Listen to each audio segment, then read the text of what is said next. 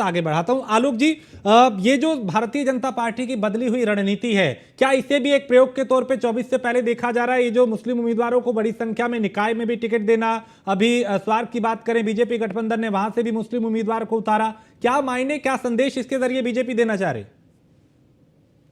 देखिए, एक बात तो सच्चाई है कि जो मुस्लिम तबका है वो भाजपा के साथ नहीं जुड़ा हुआ है।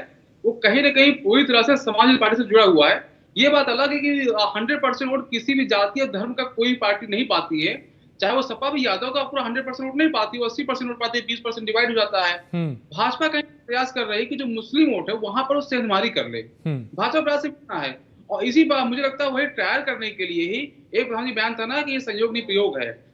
सॉरी, ये प्रयोग नहीं संयोग है। हम्म। ठीक है ना, तो वही भाजपा आगे बढ़ा रही है। और जो भाजपा ने मुस्लिम टिकट दिया है, अगर ये अच्छा परफॉर्म कर पाए तो मुझे लगता है कि हो सकता है कि लोकसभा 2024 में एक दो हो सकता है मुस्लिम टिकट पा भी सकते हैं, क्योंकि भाजपा प्रयास कर रही कि हमें मुसलमान वोट चाहिए।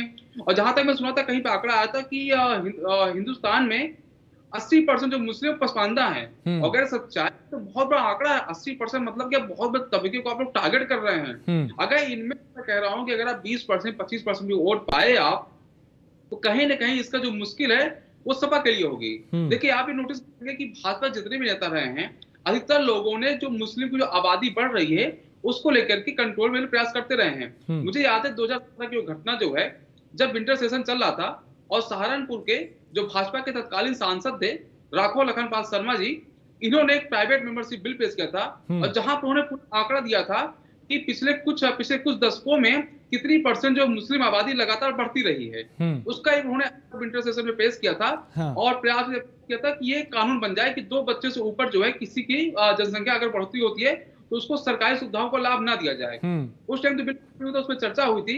इसी चीज को आगे बढ़ाया था डॉक्टर संजीव बल्यान, जो मुजफ्फरनगर सांसद है, उन्होंने हम्म। आगे बढ़ाया।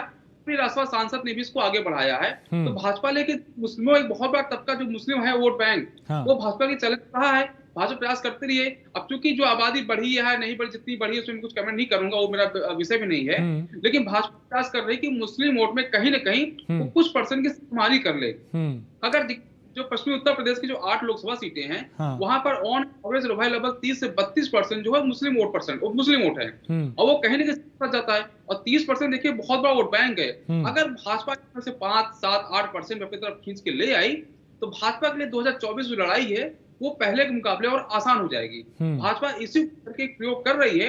अगर सक्सेस रहा तो इसका जो है परिणाम भी 2024 हम लोग देखेंगे। हम्म। नगर निकाय चुनाव है, भाजपा के लिए बहुत बड़ा चैलेंज नहीं है। हम्म। भाजपा सिर्फ प्रयोग, अगर जो मुस्लिम कैंडिडेट खड़ा हुआ है, हाँ। अगर उसमें से 10% मुस्लिम जीत गए, तो हाँ। मुझे लगता है कि भाजपा एक आध दो सीट तो मुस्लिम को लड़ा सकती है। हम्म।